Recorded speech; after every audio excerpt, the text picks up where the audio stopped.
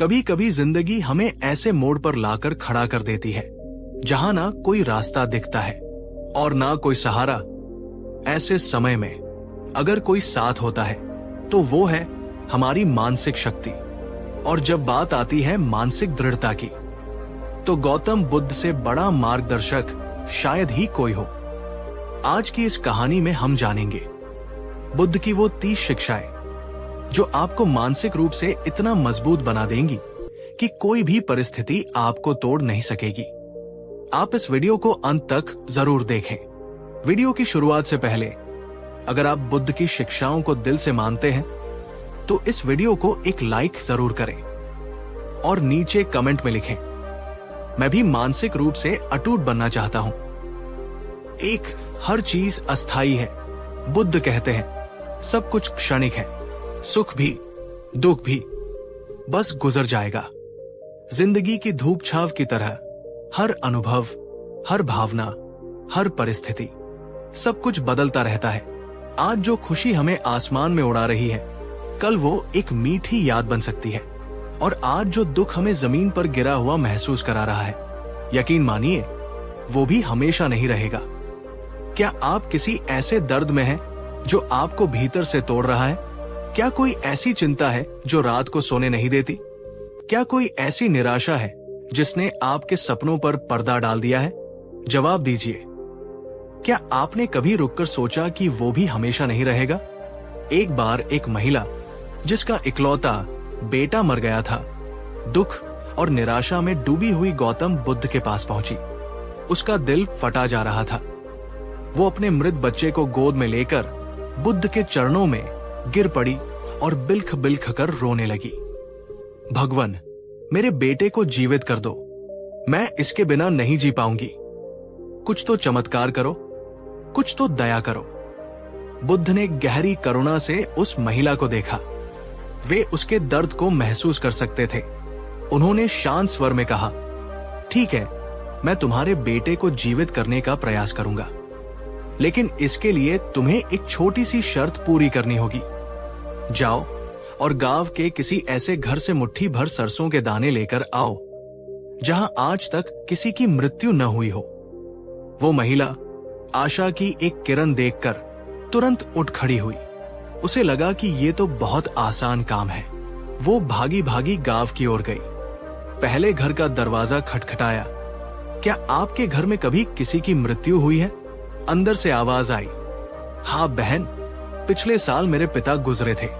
वो दूसरे घर गई, तीसरे घर गई। हर दरवाजे पर उसे यही जवाब मिला, किसी का पति, किसी की पत्नी, किसी का बच्चा, किसी के माता पिता। हर घर में मृत्यु का साया था। वो सुबह से शाम तक पूरे गांव में घूमती रही, लेकिन उसे एक भी ऐसा घर नहीं मिला जहां कभी कोई मरा ना हो। थक हार कर, निराश होकर, पर एक नई समझ के साथ वो बुद्ध के पास वापस लौटी। उसके आंसू अब भी बह रहे थे, पर उनमें अब एक अजीब सी शांति थी। उसने बुद्ध से कहा, भगवान, मुझे ऐसा कोई घर नहीं मिला जहां मृत्यु न हुई हो। अब मैं समझ गई हूं। बुद्ध मुस्कुराए और बोले, यही जीवन का सत्य है।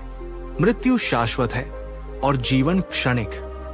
जैसे तुम्हारे बेटे के साथ हुआ, वैसा सबके साथ होता है और होगा। उस दिन उसे समझ आया, दुख भी स्थायी नहीं और सुख भी। जीवन एक बहती नदी की तरह है जिसमें हर लहर नई होती है और पुरानी गुजर जाती है। जब हम इस सत्य को स्वीकार कर लेते हैं कि कुछ भी स्थायी नहीं है, तो हम अपने दुखों से कम चिपकते हैं और सुखों का अहंकार नहीं करते। मानसिक मजबूती इसी समझ से आती है कि ये भी गुजर जाएगा। क्या आप भी किसी दुख से गुजर रहे हैं? क्या कोई ऐसी चीज है जिसे आप छोड़ नहीं पा रहे? नीचे कमेंट में लिखें, सब कुछ अस्थायी है। इस मंत्र को अपने दिल में उतार लें। यह आपको हर मुश्किल घड़ी में हिम्मत देगा। दो आप वही है जो आप सोचते हैं। बुद्ध कहते हैं, हम जो कुछ भी हैं, वो हमने आज तक क्या सोचा, इस बात का परिणाम है। मन ही सब कुछ है। जैसा हम सोचते हैं वैसा ही हम बनते हैं। ये एक बहुत गहरी बात है। हमारे विचार सिर्फ हवा में उड़ते हुए ख्याल नहीं है। वे बीज हैं जो हमारे कर्मों, हमारी आदतों और अंततः हमारे भाग्य का पेड़ उगाते हैं। अगर आप खुद को हर दिन कहते हैं, मैं कमजोर हूं, मुझसे ये नहीं होगा, मेरी किस्मत ही खराब है, मैं कभी सफल नहीं हो सकता, तो आपका मन, आपकी पूरी चेतना उसी दिशा में ढलने लगती है। आपका शरीर भी उसी तरह प्रतिक्रिया करने लगता है। आप अवसरों को पहचानना बंद कर देते हैं, चुनौतियों से पहले ही हार मान लेते हैं। इसके विपरीत, अगर आप अपने मन में सकारात्मक और शक्तिशाली विचार बोते हैं, मैं मजबूत हूं, मैं ये कर सकता हूं, हर चुनौती एक अवसर है, मैं सीखने और आगे बढ़ने के लिए तैयार हूं, तो आपका दृष्टिकोण बदल जाता है। आप समाधान खोजने लगते हैं, अपनी क्षमताओं पर विश्वास करने लगते हैं और मुश्किलों का सामना साहस से करते हैं। एक कहानी है, एक मूर्तिकार था जो बहुत सुंदर मूर्तियां बनाता था। एक दिन उसके एक शिष्य ने पूछा, गुरुदेव, आप पत्थर के इन बेडौल टुकड़ों में से इतनी सुंदर मूर्तियां कैसे गढ़ लेते हैं? मूर्तिकार ने मुस्कुराकर कहा, बेटा, मूर्ति तो पहले से ही पत्थर के अंदर मौजूद होती है, मैं तो बस उस फालतू पत्थर को हटाता हूं जो मूर्ति को ढके रहता है। हमारे विचार भी कुछ ऐसे ही हैं। हमारे अंदर असीम क्षमताएं, शांति और शक्ति पहले से मौजूद है। नकारात्मक विचार उस फालतू पत्थर की तरह है जो हमारी असली क्षमता को ढके रहते हैं। जैसे ही हम इन नकारात्मक विचारों को पहचान कर उन्हें हटाना शुरू करते हैं, हमारी भीतरी सुंदरता और शक्ति प्रकट होने लगती है। आज एक पल रुककर सोचिए, आप दिन भर अपने बारे में क्या सोचते हैं? आपके मन में किस तरह के विचार सबसे ज्यादा चलते हैं? क्या वे आपको ऊपर उठाते हैं या नीचे गिराते हैं? ये आत्मविश्लेषण बहुत जरूरी है। अपने विचारों के प्रति जागरूक बने। जब भी कोई नकारात्मक विचार आए, उसे पहचाने और उसे एक सकारात्मक विचार से बदलने का प्रयास करें। ये अभ्यास शुरू में कठिन लग सकता है, लेकिन धीरे धीरे ये आपकी आदत बन जाएगा। कमेंट में लिखें, मैं अपनी सोच से खुद को मजबूत बनाऊंगा। ये सिर्फ एक वाक्य नहीं, एक संकल्प होना चाहिए। आज से अपने मन का मालिक खुद बने। 3 मौन में भी शक्ति होती है। आज की इस शोरगुल भरी दुनिया में, जहां हर कोई अपनी बात कहना चाहता है, अपनी आवाज सबसे ऊंची रखना चाहता है, वहां मौन की शक्ति को अक्सर कम आंका जाता है। कई बार जवाब देना सही होता है, लेकिन अक्सर मौन सबसे बड़ा जवाब होता है, सबसे बड़ी शक्ति। बुद्ध का जीवन हमें सिखाता है कि मौन सिर्फ शब्दों की अनुपस्थिति नहीं है, ये एक गहरी आंतरिक स्थिति है, एक शक्ति का स्रोत है। एक बार की बात है, एक व्यक्ति बुद्ध की सभा में आया। वो बहुत क्रोधित था और बुद्ध के बारे में उसने बहुत सी बुरी बातें सुन रखी थी। वो भरी सभा में बुद्ध को अपशब्द कहने लगा, उनका अपमान करने लगा, उन्हें झूठा और पाखंडी कहने लगा। बुद्ध शांत बैठे रहे, उसके हर शब्द को सुनते रहे। बिना किसी प्रतिक्रिया के उनके चेहरे पर कोई शिकन नहीं थी, बस एक हल्की सी करुणा भरी मुस्कान थी। जब वो व्यक्ति बोलते बोलते थक गया और चुप हो गया, तो बुद्ध ने उससे पूछा, प्रिय बंधु, क्या तुमने अपनी बात पूरी कर ली? वो व्यक्ति हैरान रह गया। उसे उम्मीद थी कि बुद्ध भी क्रोधित होंगे, बहस करेंगे या अपना बचाव करेंगे। फिर बुद्ध ने उससे एक प्रश्न पूछा, अगर तुम किसी के लिए कोई उपहार लेकर जाओ और वो व्यक्ति उस उपहार को स्वीकार न करे, तो वो उपहार किसका हुआ? उस व्यक्ति ने कुछ सोचते हुए कहा, अगर वो स्वीकार न करे तो उपहार मेरा ही रहा। बुद्ध मुस्कुराए और बोले, ठीक उसी तरह तुमने मुझे ये जो अपशब्दों के उपहार दिए हैं, मैं इन्हें स्वीकार नहीं करता, तो ये किसके हुए? वो व्यक्ति निशब्द रह गया। उसे अपनी गलती का एहसास हुआ। बुद्ध के मौन और शांति ने उसके क्रोध को पूरी तरह शांत कर दिया था। उसने बुद्ध से क्षमा मांगी। मौन अपमान को तोड़ देता है।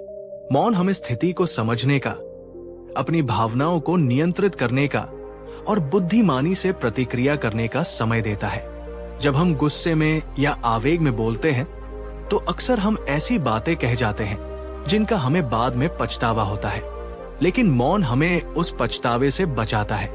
ये हमें दूसरों को सुनने का और उनके दृष्टिकोण को समझने का अवसर भी देता है। क्या आप कभी ऐसी किसी परिस्थिति में रहे हैं जहां आपके मौन ने शब्दों से ज्यादा काम किया हो?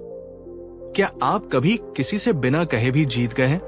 अक्सर जब कोई हम पर चिल्लाता है तो हमारी पहली प्रतिक्रिया होती है पलटकर चिल्लाना। लेकिन अगली बार मौन रहकर देखें कि कैसे सामने वाले का गुस्सा धीरे धीरे शांत हो जाता है जब उसे आपकी ओर से कोई प्रतिक्रिया नहीं मिलती। नीचे लिखें, मौन मेरी शक्ति है, और इसे अपनी जिंदगी में अभ्यास करने का प्रयास करें। देखें कि ये आपके रिश्तों और आपकी मानसिक शांति में कितना बड़ा बदलाव लाता है। 4, क्षमा करो लेकिन सबक याद रखो। जीवन में अक्सर ऐसे पल आते हैं जब कोई हमें चोट पहुंचाता है, धोखा देता है या हमारे साथ अन्याय करता है। ऐसे में क्रोध, घृणा और बदले की भावना आना स्वाभाविक है। लेकिन बुद्ध कहते हैं, क्रोध को पाले रखना किसी और पर फेंकने के इरादे से एक जलते हुए कोयले को मुट्ठी में पकड़ने जैसा है। अंततः तुम खुद ही जलते हो। जब हम किसी को माफ नहीं करते तो हम उस व्यक्ति को नहीं बल्कि खुद को सजा दे रहे होते हैं। हम उस कड़वाहट, उस दर्द को अपने अंदर जिंदा रखते हैं जो हमारी मानसिक शांति और खुशी को धीरे धीरे खत्म कर देता है। लेकिन क्या क्षमा का मतलब यह है कि हम जो हुआ उसे पूरी तरह भूल जाए और उस व्यक्ति को फिर से हमें चोट पहुंचाने का मौका दे? नहीं, बुद्ध कहते हैं, क्षमाशील बनो लेकिन मूर्ख नहीं। क्षमा करना उस व्यक्ति के लिए नहीं बल्कि अपनी आंतरिक शांति के लिए जरूरी है। ये उस बोझ को उतार फेंकने जैसा है जिसे आप व्यर्थ ही ढो रहे हैं। लेकिन इसके साथ ही उस अनुभव से मिले सबक को याद रखना भी उतना ही महत्वपूर्ण है। सबक ये कि ऐसा क्यों हुआ, इसमें आपकी क्या भूमिका थी, यदि कोई थी, और भविष्य में ऐसी स्थितियों से कैसे बचा जा सकता है। एक कहानी है। एक साधु नदी किनारे ध्यान कर रहा था। उसने देखा कि एक बिच्छू पानी में डूब रहा है। साधु ने उसे बचाने के लिए अपना हाथ बढ़ाया। जैसे ही उसने बिच्छू को उठाया, बिच्छू ने उसे डंक मार दिया। साधु ने दर्द सहा, पर बिच्छू को फिर से पानी में गिरने से बचा लिया। कुछ देर बाद बिच्छू फिर पानी में गिरा। साधु ने फिर उसे बचाने की कोशिश की और बिच्छू ने फिर डंक मारा। पास बैठे एक व्यक्ति ने यह देखा और कहा, महाराज, आप मूर्ख हैं क्या? ये बिच्छू बार बार आपको डंक मार रहा है और आप उसे बचाए जा रहे हैं। साधु ने मुस्कुराकर कहा, बिच्छू का स्वभाव है डंक मारना और मेरा स्वभाव है रक्षा करना। वो अपना स्वभाव नहीं छोड़ रहा तो मैं अपना क्यों छोड़ूं? लेकिन साधु ने अगली बार बिच्छू को पत्ते पर उठाकर किनारे रखा।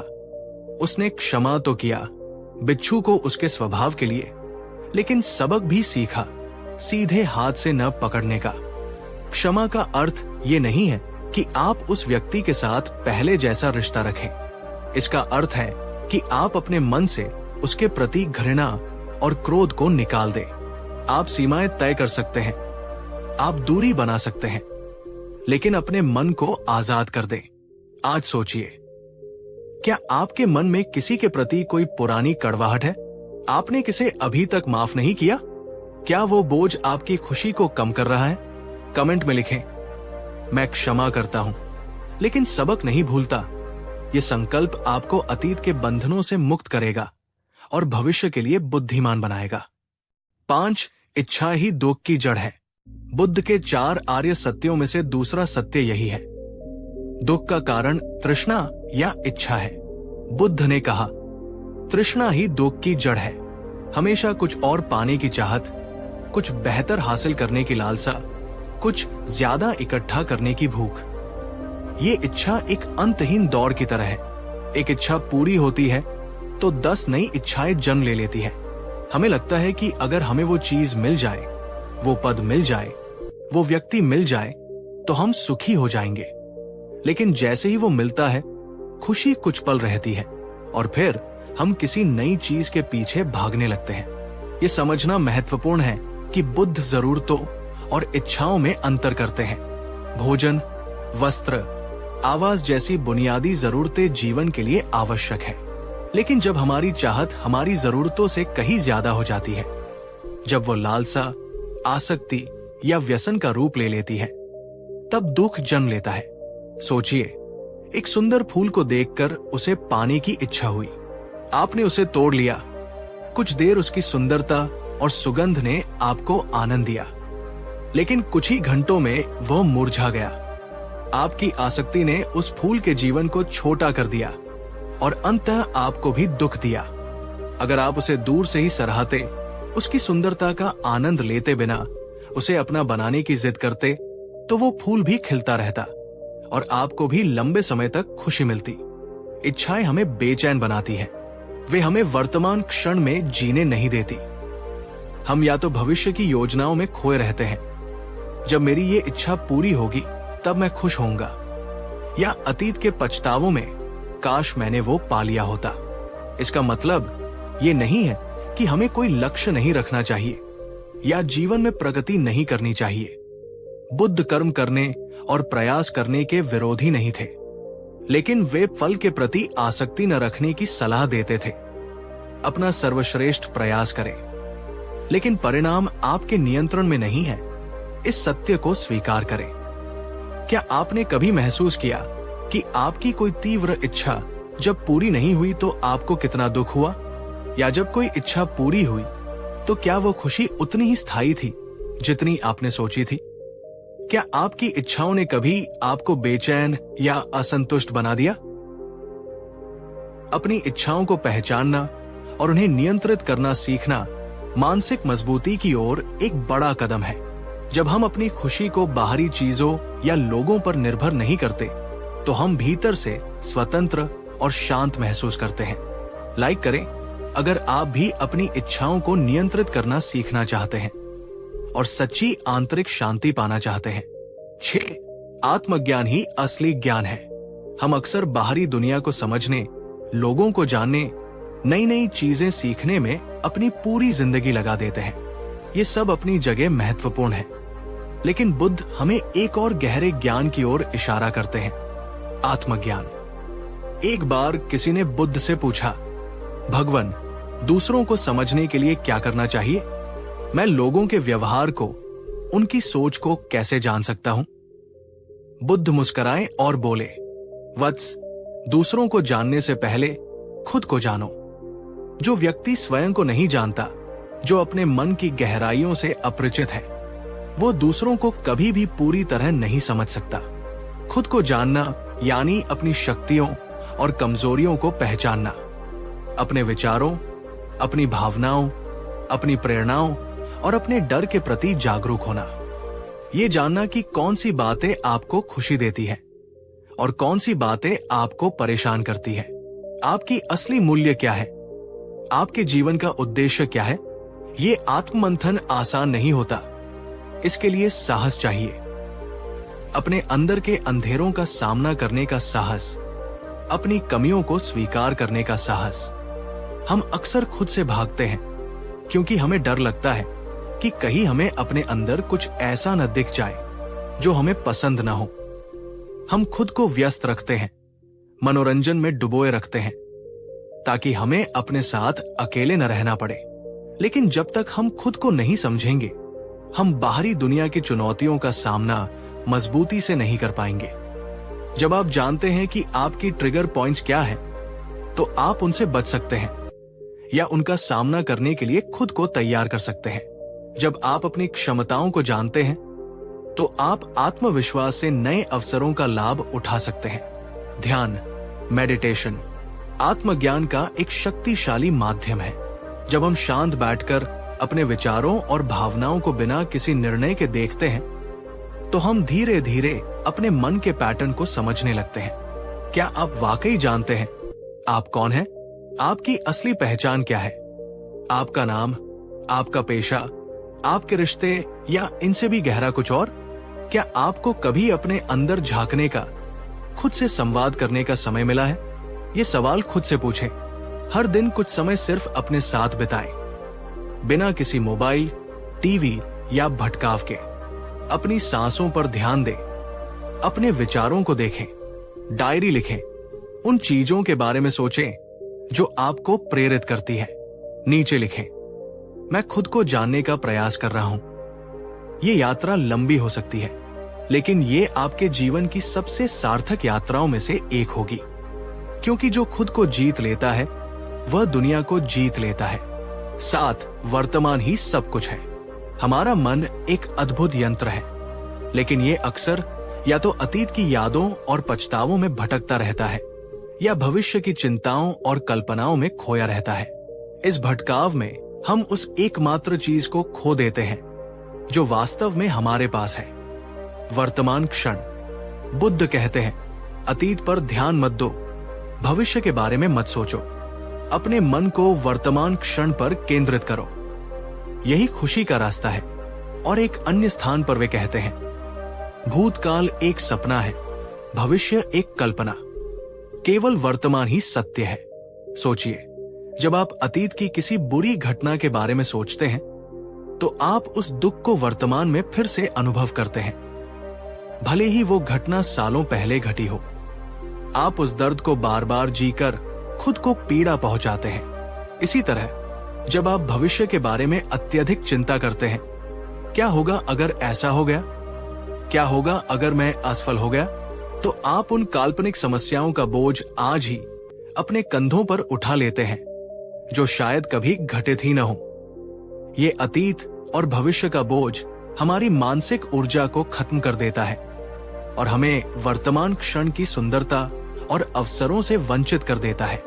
अगर हम हर पल को पूरी जागरूकता और सचेतनता के साथ जी लें, तो चिंता, पछतावा और डर सब अपने आप मिटने लगते हैं।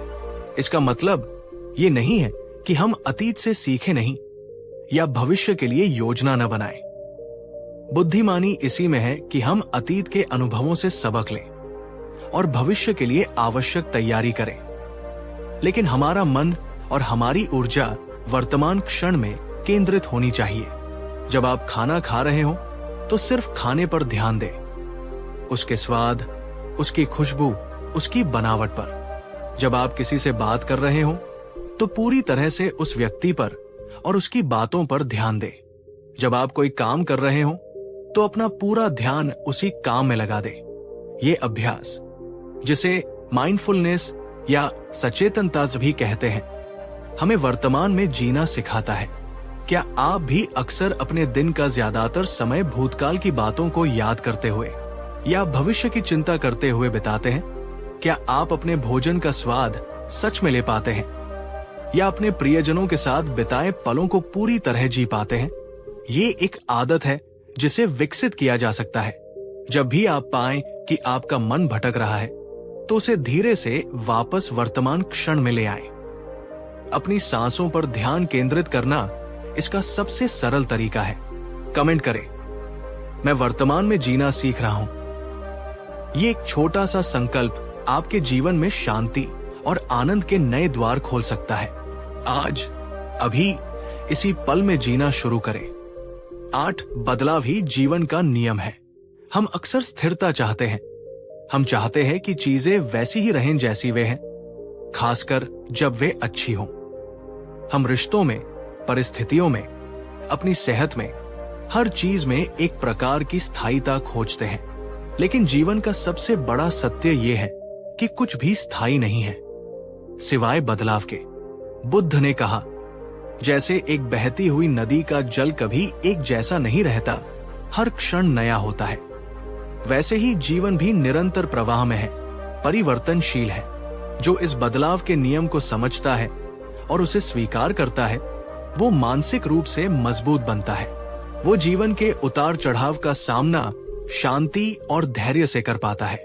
लेकिन जो बदलाव का विरोध करता है, जो पुरानी चीजों से चिपका रहता है, जो अपरिहार्य को टालने की कोशिश करता है, वो टूटता है, वह दुखी होता है।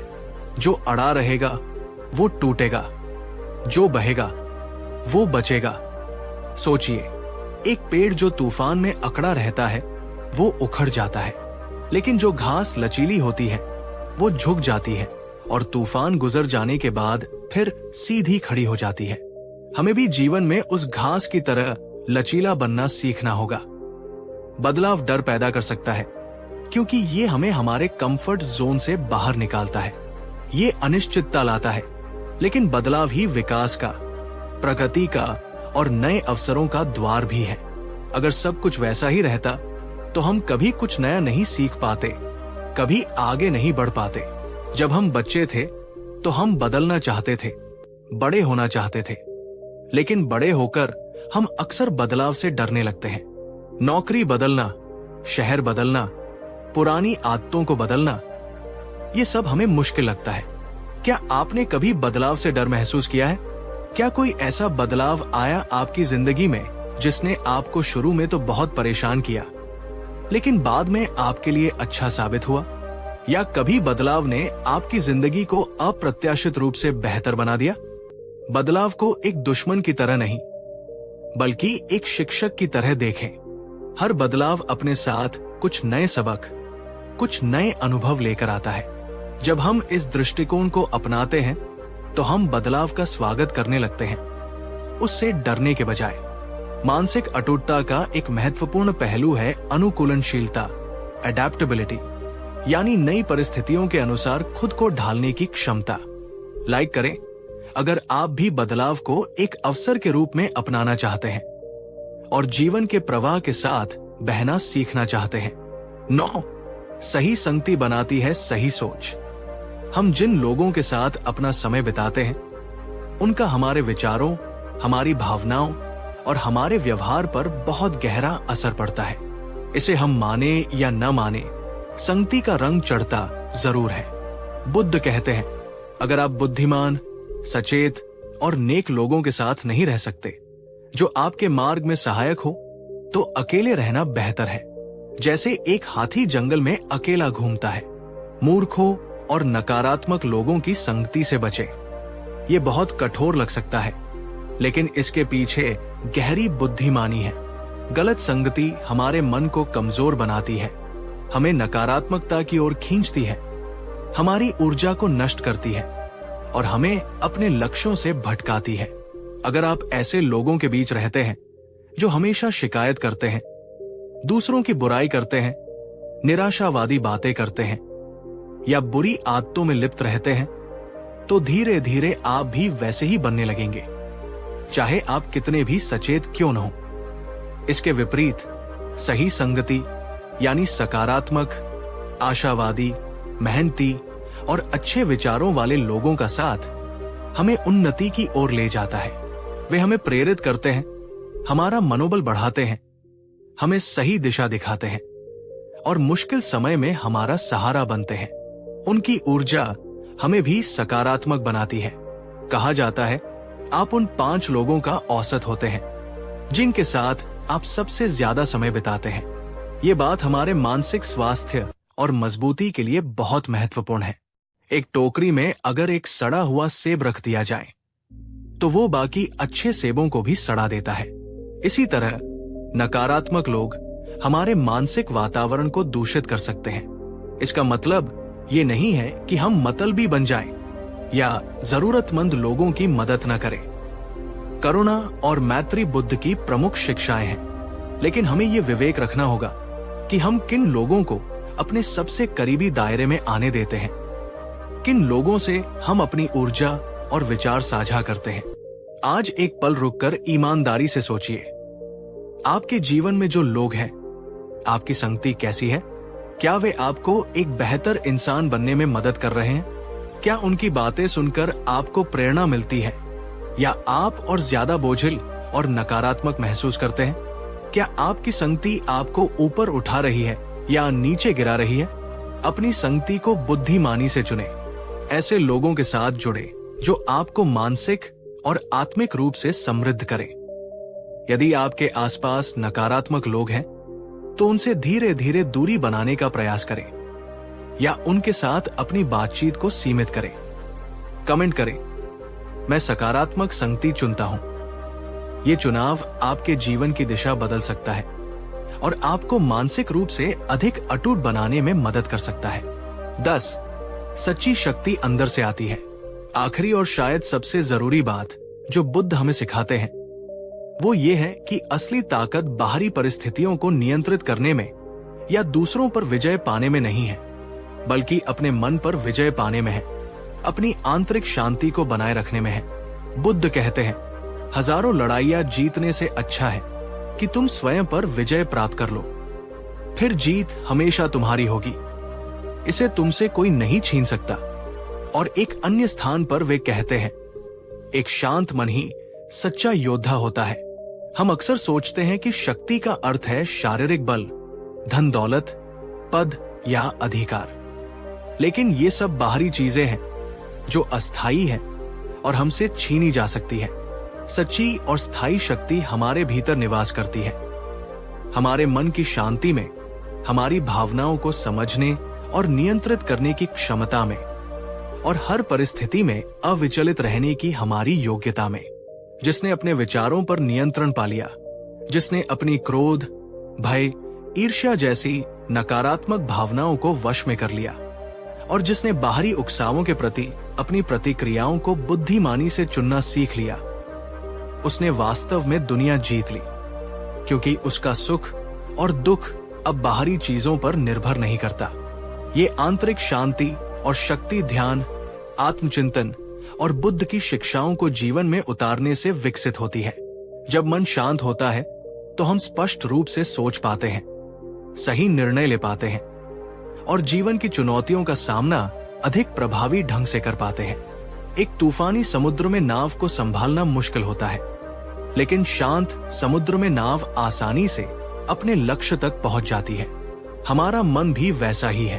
अशांत मन हमें भटकाता है, जबकि शांत मन हमें सही दिशा दिखाता है। क्या आप अंदर से शांत हैं? क्या आपके मन में विचारों का कोलाहल है या एक गहरी स्थिरता? जब कोई आपको गुस्सा दिलाता है या कोई मुश्किल परिस्थिति आती है, तो क्या आप अपनी शांति खो देते हैं या उसे बनाए रख पाते हैं? आंतरिक शांति कोई ऐसी चीज नहीं है जो हमें कहीं बाहर से मिलेगी। ये हमारे अंदर ही है, बस हमें उसे खोजना और विकसित करना है। ये एक अभ्यास है, एक साधना है। नीचे कमेंट में लिखें, मैं भीतर से मजबूत और शांत हूं। इस अफर्मेशंस को दोहराएं, इसे महसूस करें। यह आपको याद दिलाएगा कि आपकी असली ताकत आपके अंदर है। आज आप इनमें से कौन सी एक बात सबसे पहले अपनी जिंदगी में गहराई से अपनाना चाहेंगे? वो कौन सी शिक्षा है जिसने आपके दिल को सबसे ज्यादा छुआ? नीचे कमेंट में हमें जरूर बताएं। आपके विचार हमारे लिए बहुत मायने रखते हैं। अगर ये वीडियो आपको थोड़ा भी सुकून, थोड़ी भी प्रेरणा या जीवन को देखने का एक नया नजरिया दे सका, तो इसे अपने दोस्तों, अपने परिवार और उन सभी लोगों के साथ जरूर शेयर करें जिन्हें आप मानसिक रूप से मजबूत और खुश देखना चाहते हैं। इस वीडियो को लाइक करना न भूलें। आपका एक लाइक हमें और ऐसी गहरी और जीवन बदलने वाली कहानियां आप तक लाने की प्रेरणा देता है। और हाँ, अगर आप इस चैनल पर नए हैं या अभी तक सब्सक्राइब नहीं किया है, तो इसे सब्सक्राइब करें और उस बेल आइकन को भी दबाएं, ताकि अगली बार जब हम बुद्ध की कोई और गहराई भरी शिक्षा, कोई और प्रेरणादायक कहानी लेकर आएं, तो आप उसे मिस न करें। ज्ञान बांटने से बढ़ता है। आइए हम सब मिलकर इस सकारात्मकता को फैलाएं। अंतिम संदेश, जिस प्रकार एक मोमबत्ती बिना आग के नहीं जल सकती, उसी प्रकार मनुष्य भी आध्यात्मिक जीवन के बिना नहीं जी सकता। लेकिन याद रखो, मन को जीतना संसार को जीतने से कहीं अधिक मूल्यवान है। गौतम बुद्ध। आपका जीवन शांति, सुख और मानसिक दृढ़ता से भरा हो। धन्यवाद। अगर आपने पहला भाग नहीं देखा है, तो इस वीडियो के बाद उसे जरूर देखिएगा। लिंक आपको डिस्क्रिप्शन में मिल जाएगा। आज हम उसी यात्रा को आगे बढ़ाएंगे और जानेंगे बुद्ध की 10 और गहन शिक्षाएं, जो आपकी मानसिक अटूटता को एक नई ऊंचाई पर ले जाएंगी। क्या आप तैयार हैं अपने अंदर की शक्ति को और जागृत करने के लिए? तो चलिए शुरू करते हैं। वीडियो की शुरुआत से पहले, अगर आप बुद्ध की शिक्षाओं के इस गहरे सागर में हमारे साथ और डुबकी लगाना चाहते हैं, तो इस वीडियो को भी अपना प्यार दें, एक लाइक करें और नीचे कमेंट में लिखें, मैं और सीखने को तैयार हूं। 11 मध्यम मार्ग अपनाओ। बुद्ध कहते हैं, अति सर्वत्र वर्जयेत। जीवन में संतुलन ही सुख का आधार है। वीणा के तार न तो इतने ढीले हों कि संगीत ही न निकले और न इतने कसे हुए कि टूट ही जाए। क्या आप जीवन में अक्सर एक छोर से दूसरे छोर पर भटकते हैं? कभी अत्यधिक भोग तो कभी अत्यधिक तपस्या। बुद्ध ने स्वयं अपने जीवन के प्रारंभिक वर्षों में अत्यधिक विलासिता का जीवन जिया और फिर सत्य की खोज में घोर तपस्या की। शरीर को अत्यधिक कष्ट दिया। दोनों ही मार्गों से उन्हें शांति या ज्ञान नहीं मिला। अंततः उन्हें समझ आया कि सच्चा मार्ग इन दोनों अतियों के बीच में है, मध्यम मार्ग। ये मार्ग हमें सिखाता है कि न तो अपनी इच्छाओं के दास बनो और न ही उन्हें पूरी तरह कुचल दो। अपनी जरूरतों को समझो लेकिन लालसा से बचो। काम करो पर काम में इतने मत डूब जाओ कि जीवन का आनंद ही भूल जाओ। आराम करो पर आलस्य को हावी मत होने दो। मानसिक रूप से अटूट व्यक्ति जानता है कि जीवन में संतुलन कैसे बनाए रखना है। वो भावनाओं के आवेग में बहता नहीं बल्कि विवेक से निर्णय लेता है। क्या आप भी जीवन में किसी चीज की अति कर रहे हैं? नीचे कमेंट में लिखें, मैं संतुलन में शक्ति पाता हूं। 12 सभी के प्रति करुणा रखो। बुद्ध कहते हैं, जैसे एक मां अपने प्राणों की बाजी लगाकर भी अपने इकलौते पुत्र की रक्षा करती है, उसी प्रकार सभी प्राणियों के प्रति असीम मैत्री और करुणा का भाव रखो। करुणा सिर्फ दया नहीं है, ये दूसरों के दुख को गहराई से महसूस करने और उसे दूर करने की सक्रिय इच्छा है। और ये सिर्फ मनुष्यों तक सीमित नहीं बल्कि हर जीवित प्राणी के लिए होनी चाहिए। जब हम दूसरों के प्रति करुणा का भाव रखते हैं तो हमारा अपना मन भी ईर्ष्या, द्वेष और क्रोध जैसी नकारात्मक भावनाओं से मुक्त होता है। करुणा हमारे दिल को विशाल बनाती है और हमें दूसरों से जोड़ती है। एक बार एक क्रूर डाकू अंगुलिमाल था जो लोगों को मारकर उनकी उंगलियों की माला पहनता था। सभी उससे डरते थे। बुद्ध अकेले उससे मिलने गए। अंगुलिमाल ने उन्हें भी मारने की धमकी दी। बुद्ध शांत रहे और करुणा भरी दृष्टि से उसे देखा। बुद्ध की असीम करुणा और शांति ने अंगुलिमाल के पत्थर दिल को पिघला दिया। वो डाकू से एक भिक्षु बन गया। ये करुणा की शक्ति है।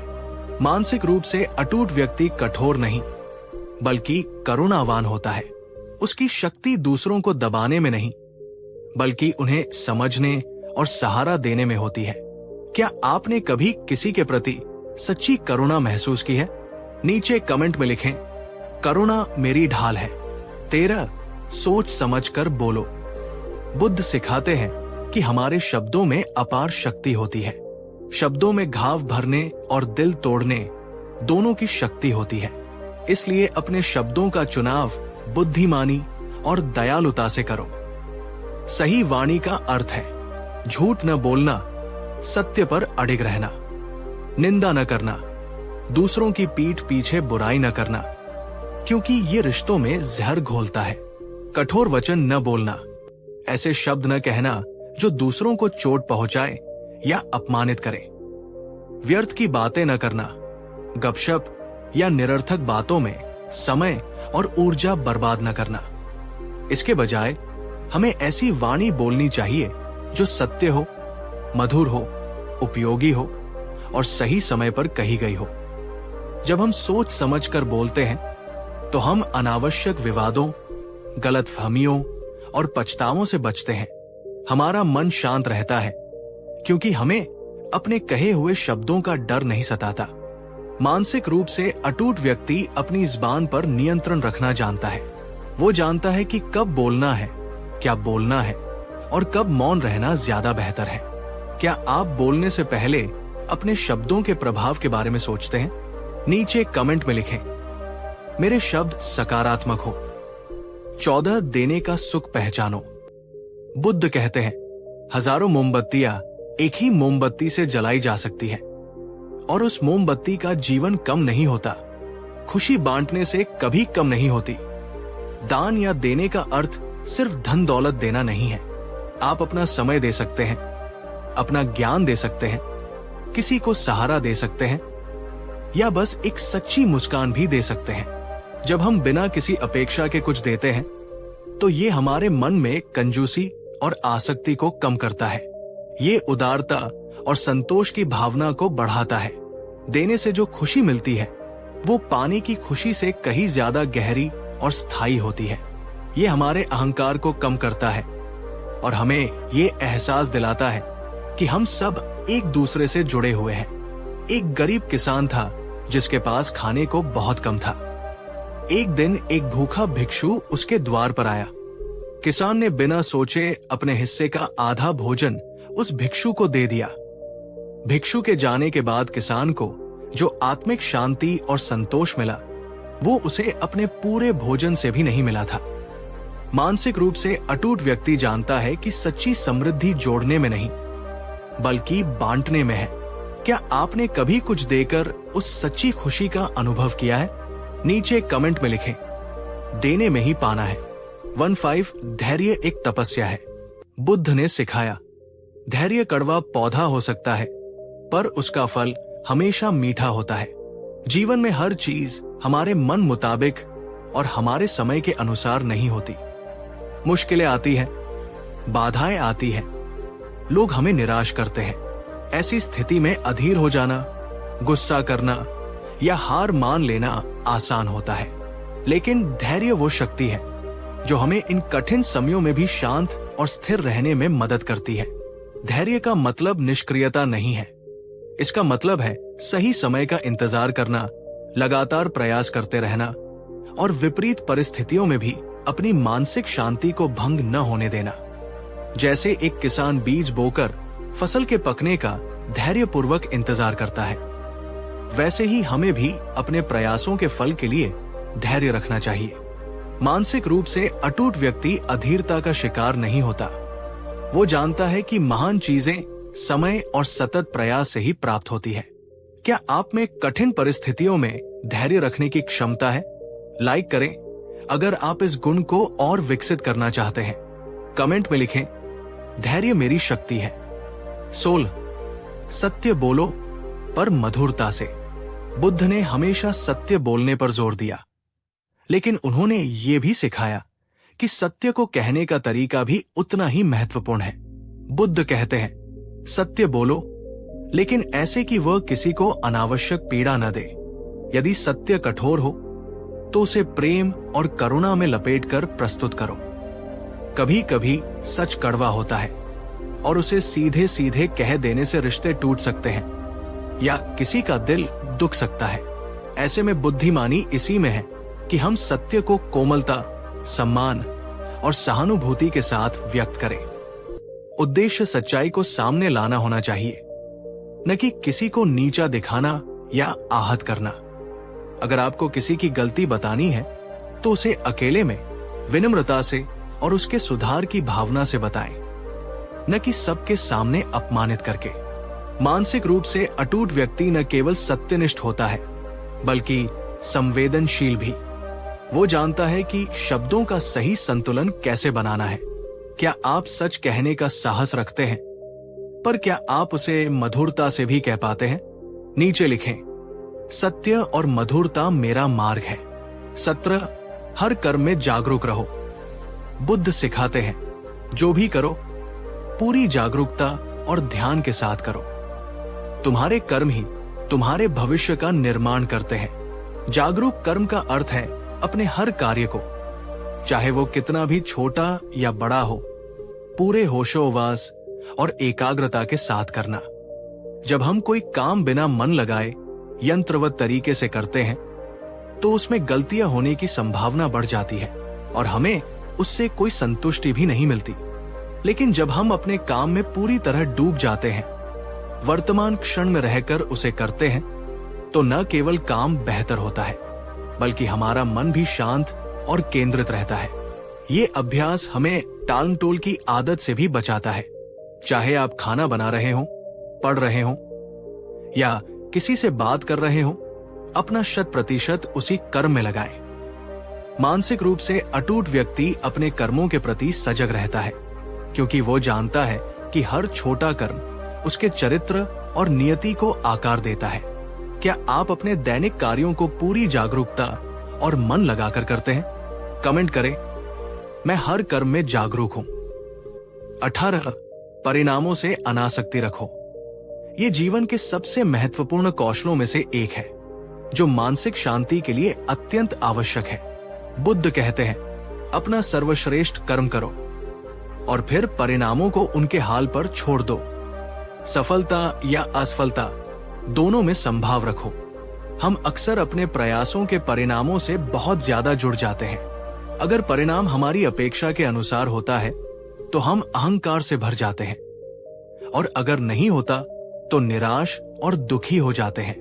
अनासक्ति का अर्थ ये नहीं है कि हम प्रयास करना छोड़ दें या हमें सफलता की इच्छा न हो। इसका अर्थ है कि हम अपनी पूरी क्षमता और ईमानदारी से कर्म करें, लेकिन परिणाम हमारे नियंत्रण में नहीं है। इस सत्य को स्वीकार करें। एक तीरंदाज अपना पूरा ध्यान धनुष साधने और तीर छोड़ने पर लगाता है। तीर निशाने पर लगेगा या नहीं, ये कई अन्य कारकों पर भी निर्भर करता है। वो अपना कर्म करता है और परिणाम को स्वीकार करता है। मानसिक रूप से अटूट व्यक्ति जानता है कि सुख और दुख, सफलता और असफलता जीवन का हिस्सा है। वो इनसे विचलित हुए बिना अपना मार्ग प्रशस्त करता रहता है। क्या आप परिणामों की चिंता किए बिना अपना सर्वश्रेष्ठ दे पाते हैं? नीचे कमेंट में लिखें, मैं कर्म करता हूं, फल की चिंता नहीं। 19 स्वयं अपने दीपक बनो। ये बुद्ध के अंतिम उपदेशों में से एक था, जो उन्होंने अपने प्रिय शिष्य आनंद को दिया था। बुद्ध ने कहा, अब दीपो भव, स्वयं अपने दीपक बनो, किसी और की शरण में मत जाओ।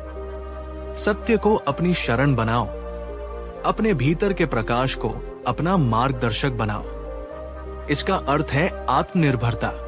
अपनी समस्याओं के समाधान के लिए, अपनी शांति और खुशी के लिए दूसरों पर या बाहरी परिस्थितियों पर निर्भर न रहें। अपने अंदर की बुद्धि, अपने विवेक और अपनी अंतरात्मा की आवाज पर विश्वास करें। गुरु या शिक्षक हमें मार्ग दिखा सकते हैं, लेकिन उस मार्ग पर चलना हमें स्वयं ही पड़ता है।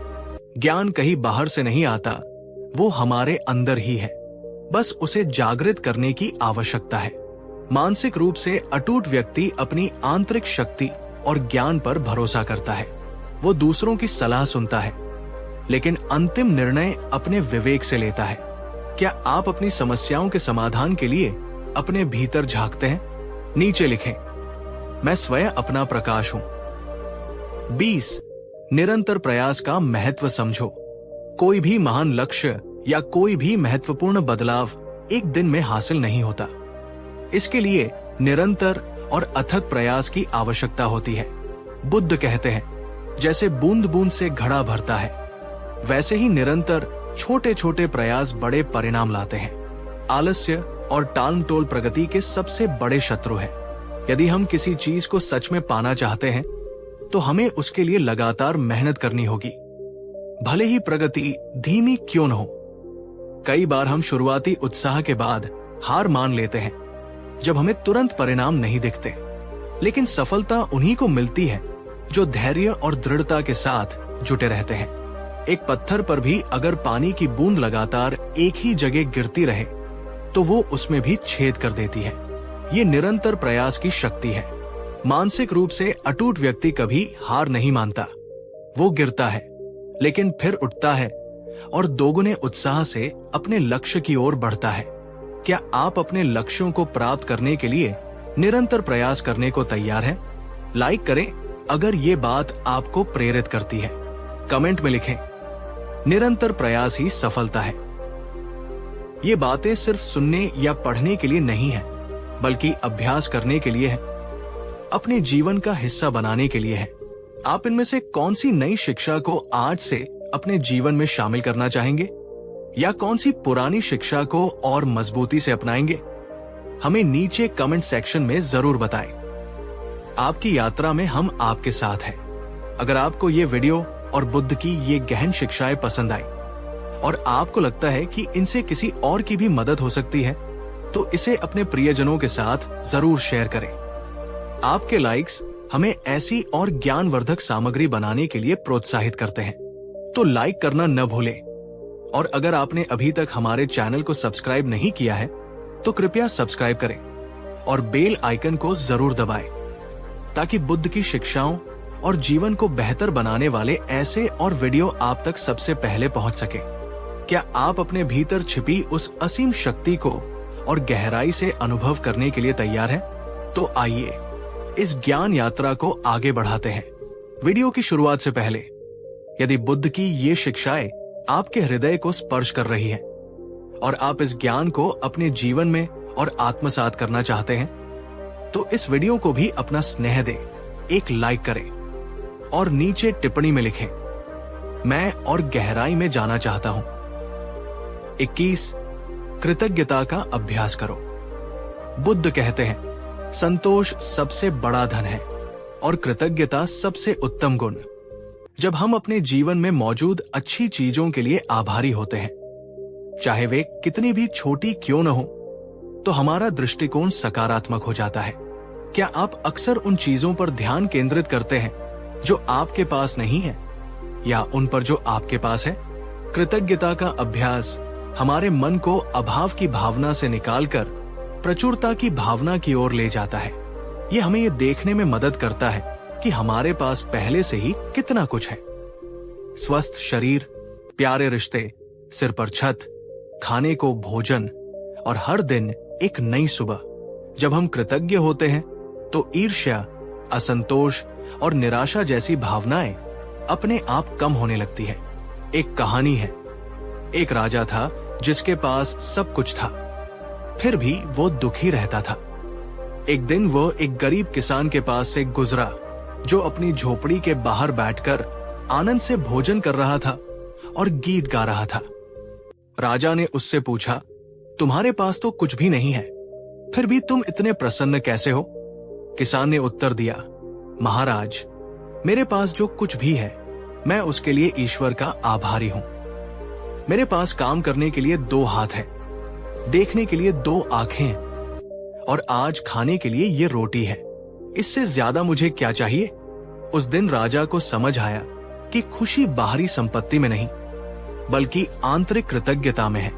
मानसिक रूप से अटूट व्यक्ति जानता है कि कृतज्ञता एक शक्तिशाली औषधि है जो मन को स्वस्थ और सकारात्मक रखती है। हर रात सोने से पहले या हर सुबह उठने के बाद कम से कम 5 ऐसी चीजों के बारे में सोचें जिनके लिए आप आभारी हैं। ये छोटा सा अभ्यास आपके जीवन में बड़ा बदलाव ला सकता है।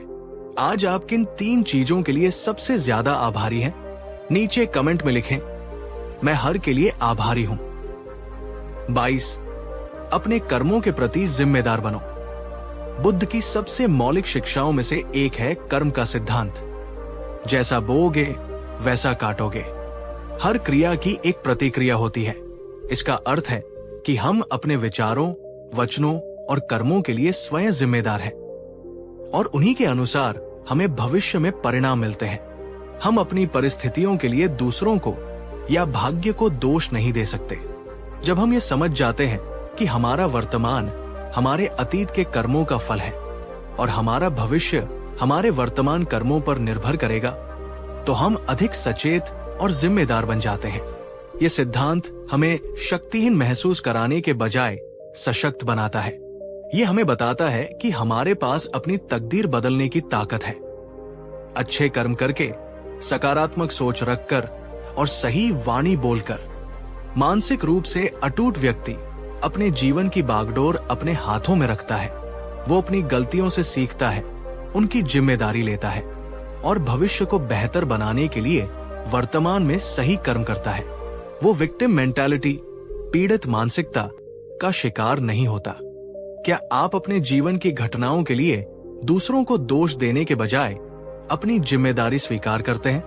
नीचे कमेंट में लिखें, मैं अपने कर्मों का निर्माता हूं। 23 भय पर विजय पाओ। बुद्ध ने कहा, भय से मुक्ति ही सच्ची स्वतंत्रता है।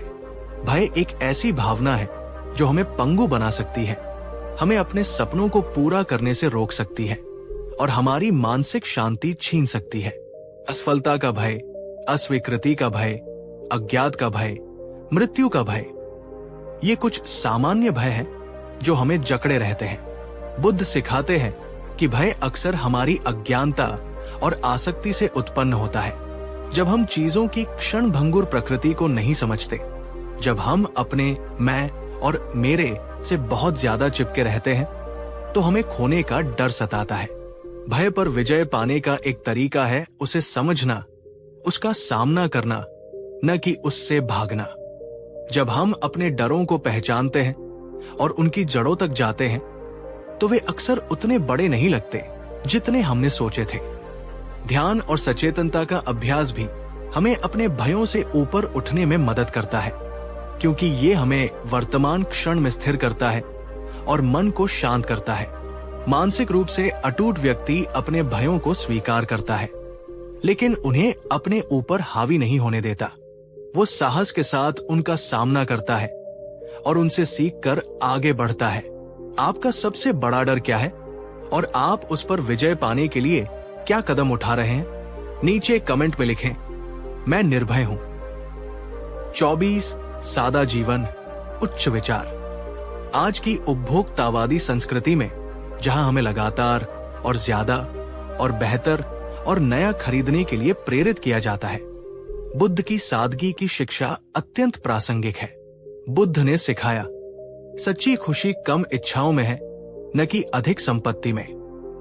जब हम अपनी जरूरतों को सीमित रखते हैं और भौतिक चीजों के पीछे भागना बंद कर देते हैं, तो हमारा मन शांत और हल्का महसूस करता है।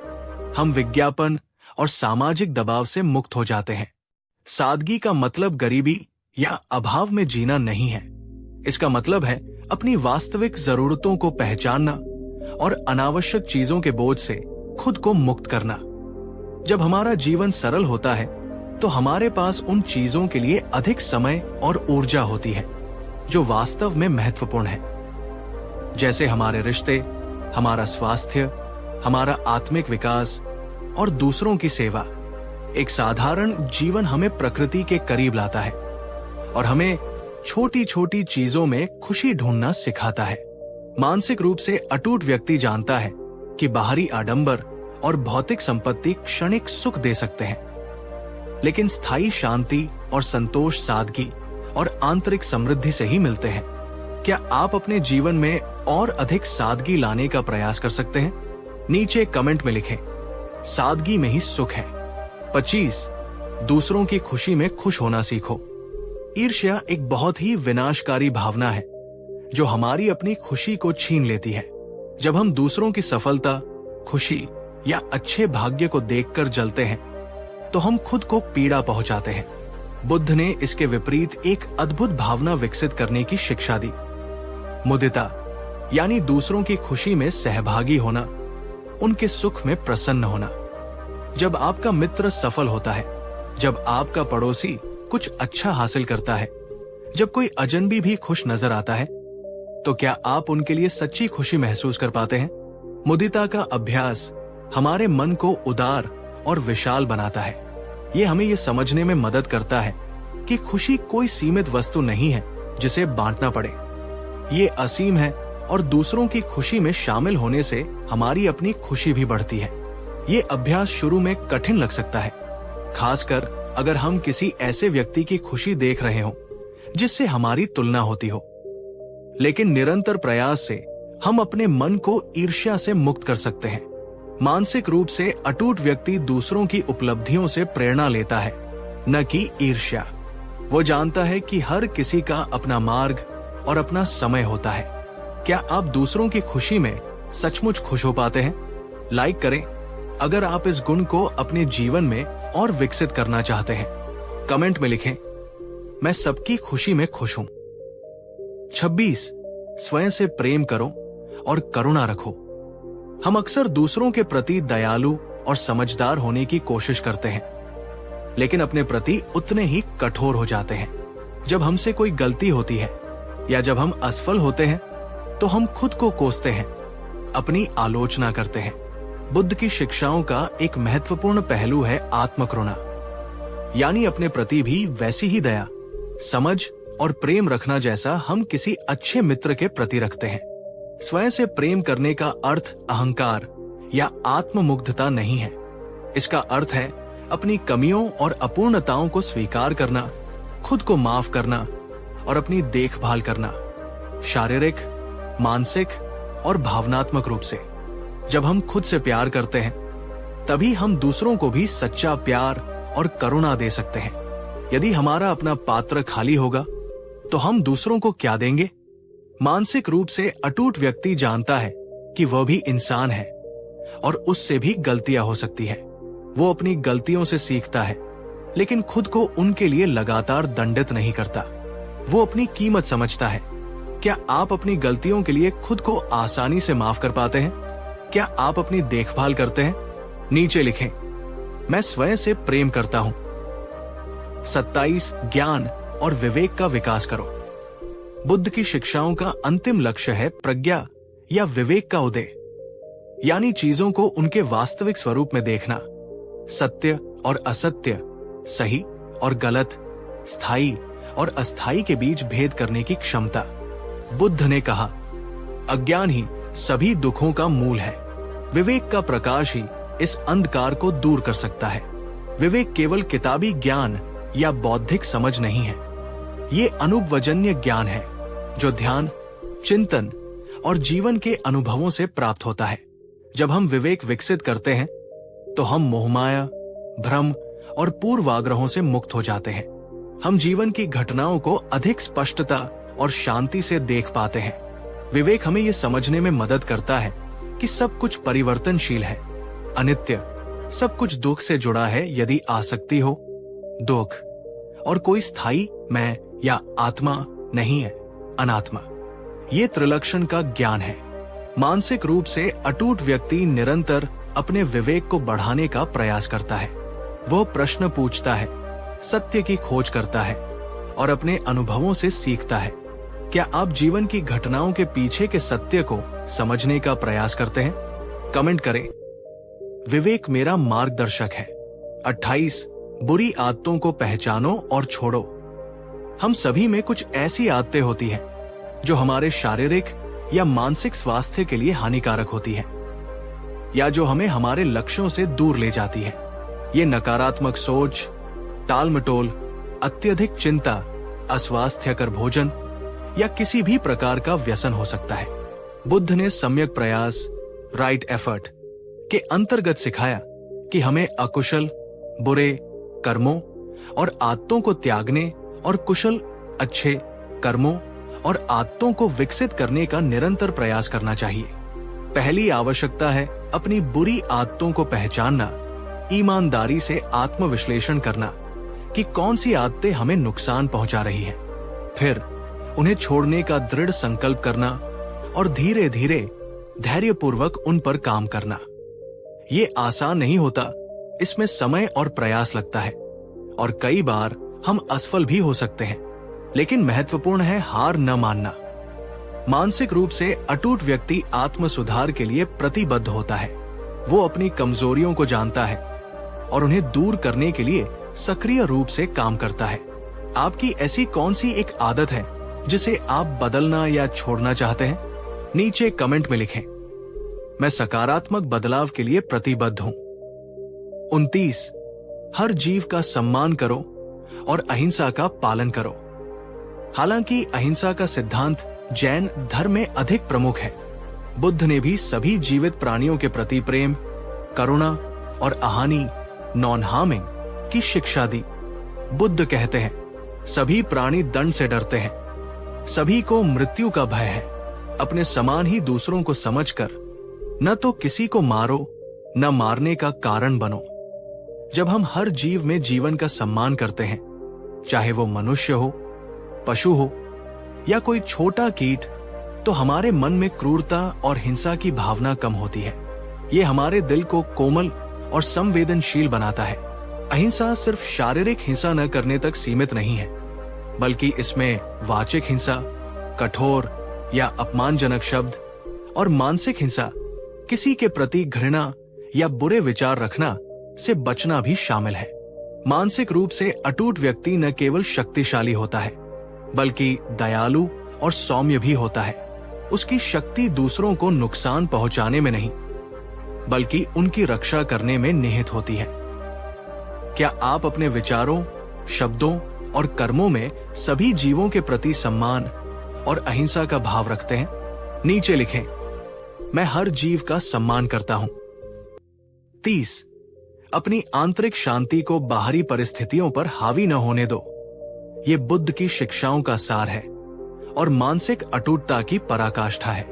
बुद्ध ने सिखाया कि सच्ची शांति और खुशी बाहरी परिस्थितियों पर निर्भर नहीं करती बल्कि हमारी आंतरिक स्थिति पर निर्भर करती है। जीवन में उतार चढ़ाव आएंगे, सुख दुख आएंगे, लोग हमारी प्रशंसा भी करेंगे और आलोचना भी, लेकिन अगर हमारी शांति इन बाहरी चीजों पर टिकी होगी तो हम हमेशा अशांत रहेंगे। उपेक्षिता, इक्विनिमिटी का अभ्यास यानी हर स्थिति में संभाव बनाए रखना, न तो अत्यधिक खुशी में बहकना और न ही दुख में डूब जाना, यही कुंजी है। ये एक किले की तरह है जिसे हमने अपने मन के भीतर बनाया है। बाहर तूफान आ सकता है लेकिन किले के अंदर हम सुरक्षित और शांत रहते हैं। ये आंतरिक शांति ध्यान, सचेतनता, विवेक और बुद्ध की अन्य शिक्षाओं के निरंतर अभ्यास से विकसित होती है। मानसिक रूप से अजेय व्यक्ति वह है जिसने अपने मन पर इतना नियंत्रण पा लिया है कि बाहरी दुनिया की कोई भी हलचल उसकी आंतरिक शांति को भंग नहीं कर सकती। क्या आप छोटी छोटी बातों से परेशान हो जाते हैं या अपनी आंतरिक शांति बनाए रख पाते हैं? लाइक करें अगर आप इस परम शांति को पाना चाहते हैं। कमेंट में लिखें, मेरी शांति मेरे भीतर है। और इसी के साथ मित्रों, हमने बुद्ध की कुल 30 जीवन बदलने वाली शिक्षाओं पर मनन किया। ये 3 भाग की श्रृंखला इस आशा के साथ बनाई गई थी कि बुद्ध का ये शाश्वत ज्ञान आपके जीवन में प्रकाश और शक्ति ला सके। ये शिक्षाएं केवल बौद्धिक व्यायाम नहीं है बल्कि एक व्यावहारिक मार्गदर्शिका है। इन्हें अपने दैनिक जीवन में थोड़ा थोड़ा करके उतारने का प्रयास करें। आप पाएंगे कि आपका मन शांत हो रहा है, आपकी सोच सकारात्मक हो रही है और आप जीवन की चुनौतियों का सामना अधिक साहस और स्थिरता से कर पा रहे हैं। इन 30 शिक्षाओं में से कौन सी शिक्षा ने आपको सबसे अधिक प्रभावित किया है और आप आज से अपने जीवन में कौन सी शिक्षा को सबसे पहले या सबसे अधिक प्राथमिकता के साथ अपनाएंगे? कृपया नीचे टिप्पणी अनुभाग में अपने विचार हमारे साथ साझा करें। यदि आपको ये श्रृंखला और बुद्ध की ये गहन शिक्षाएं मूल्यवान लगी और आप चाहते हैं कि ये ज्ञान और लोगों तक भी पहुंचे, तो कृपया इस वीडियो को और इस श्रृंखला के अन्य भागों को अपने मित्रों और परिवार के साथ साझा करें। आपके प्रत्येक लाइक से हमें ये समझने में मदद मिलती है कि आपको इस प्रकार की सामग्री पसंद आ रही है और ये हमें और भी बेहतर कार्य करने के लिए प्रेरित करता है। और यदि आपने अब तक हमारे चैनल की सदस्यता नहीं ली है तो अभी सब्सक्राइब करें और घंटी के आइकन को दबाना न भूलें, ताकि भविष्य में जब भी हम ऐसी प्रेरणादायक और जीवन को दिशा देने वाली सामग्री लेकर आएं, तो वो आपसे छूट न जाए। ज्ञान का प्रकाश फैलाने में हमारा साथ दे। कोई भी तुम्हें तुमसे ज्यादा नहीं बचा सकता। तुम्हें स्वयं ही मार्ग पर चलना होगा। बुद्ध मार्ग दिखाते हैं, चलते तुम स्वयं हो। गौतम बुद्ध, आपका जीवन प्रज्ञा, करुणा, शांति और अदम्य मानसिक शक्ति से आलोकित हो। इस यात्रा में हमारे साथ बने रहने के लिए आपका हृदय से धन्यवाद।